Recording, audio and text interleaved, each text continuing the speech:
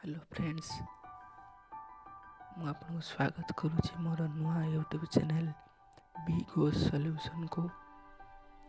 ମୁଁ ଏହି ଭିଡ଼ିଓରେ ଏକ ଫୋନ୍ ସେଟିଂ ନେଇକି ଆସିଛି। ତାହା ହେଉଛି ଯେ ଫୋନ୍ରେ ଆସେସିବିଲିଟି, ଯାହାକୁ ବ୍ୟବହାର କରି ଆମେ ଯେକୌଣସି ଜାଗାରେ କ୍ଲିକ୍ କରି ସେଥିରେ କ'ଣ ଟେକ୍ସ ଅଛି ତାକୁ ସହଜରେ ପଢ଼ିପାରିବା। ଯଦି এই ଭିଡ଼ିଓଟି ଭଲ ଲାଗେ ତାହେଲେ ଲାଇକ୍, ସେୟାର, କମେଣ୍ଟ କରିବାକୁ ଭୁଲିବେନି। ସବସ୍କ୍ରାଇବ୍ ନିଶ୍ଚିତ କରିବେ ପ୍ଲିଜ୍। ଚାଲନ୍ତୁ ଭିଡ଼ିଓଟିକୁ ଆରମ୍ଭ କରିବା।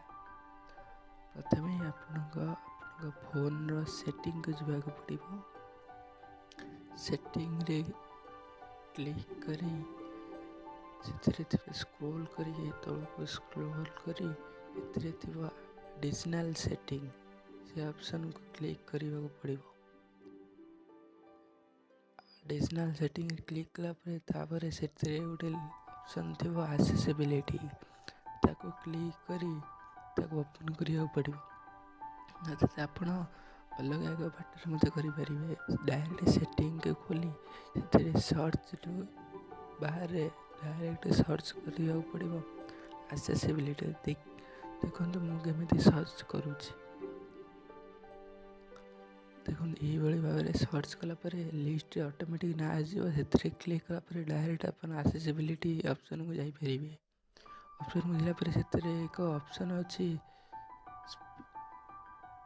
Select two speak. ସେଥିରେ ଗଲା ପରେ ସେଠି ଲେଖା ହେଇଥିବ ଗୋଟେ ସର୍ଟକଟ୍, ତାକୁ ଅନ୍ କଲା ପରେ ସେଥିରେ ଗୋଟେ ନୋଟିଫିକେସନ୍ ଆସିବ। ତାର ଥିବା କ୍ୟାନ୍ସଲ୍। ଦେଖନ୍ତୁ ସେ ଅପସନ୍ରେ କ୍ଲିକ୍ କଲା ପରେ ତଳେ ବାର୍ରେ ଏକ ଅପସନ୍ ଆସୁଛି। ସେଇଟା ହେଉଛି ଗୁଗୁଲ୍ର ସିଲେକ୍ଟ ଟୁ ସ୍କିପ୍ ବାର୍। ସେଥିରେ ସିଲେକ୍ଟ କରିବାକୁ ପଡ଼ିବ। ସିଲେକ୍ଟ କଲା ପରେ ଯେକୌଣସି ଜାଗାରେ ଆପଣ ଯେକୌଣସି ବି ସେଣ୍ଟେନ୍ସ ବା ଇଏ ଥାବ ସେଥିରେ ଆପଣ କ୍ଲିକ୍ କରିକି ତାକୁ ତଳକୁ ଆଣିବାକୁ ପଡ଼ିବ। Select pieces of text on your screen and hear them read aloud. Tap a piece of text to hear it read aloud, or drag your finger across the screen to select multiple pieces of text. Tap the playback button to hear all content on the screen read aloud. ଆପଣ ଏହିପରି ଭାବରେ ଯେକୌଣସି ଜାଗାରେ ଚାହିଁଲେ ଏପରି କରିପାରିବେ। ଯଦି ଭିଡ଼ିଓଟି ଭଲ ଲାଗୁଛି ଲାଇକ୍, ସେୟାର, ସବସ୍କ୍ରାଇବ୍ ଜରୁର କରନ୍ତୁ।